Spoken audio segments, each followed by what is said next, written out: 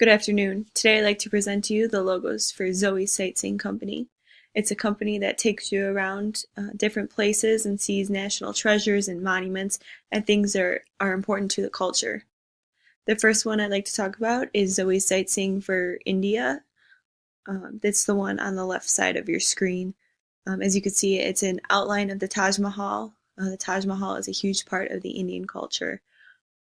The logo is green and the wording is green on the bottom because in India, green is a color of life and happiness. And when you're traveling and you get to explore different places, you're loving life and you're extremely happy. It's uh, something that's very important when you're traveling, and that's what Zoe's sightseeing really represents.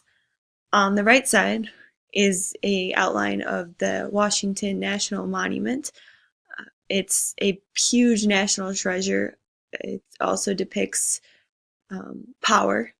And again, with Zoe Sightseeing, it takes you around to see different national treasures, things like the Washington Monument, the White House, Mount Rushmore, things in that nature. Um, the color is black because black is serious. It also represents power. Um, the background in the lettering is red because red represents the national holidays and especially patriotism. And as you know, Americans are very patriotic. I think these two both accurately depict what type of things you'll be seeing on the sightseeing tour, dependent on what side of the world you're on, if you're in India or if you're in Washington.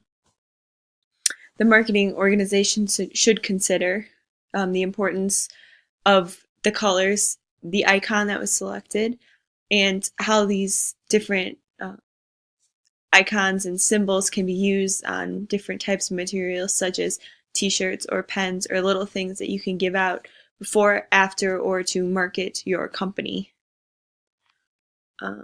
The American audiences, when they go and they look at this logo, they'll see patriotism. They'll see that they'll understand that they're going to be seeing national history pieces.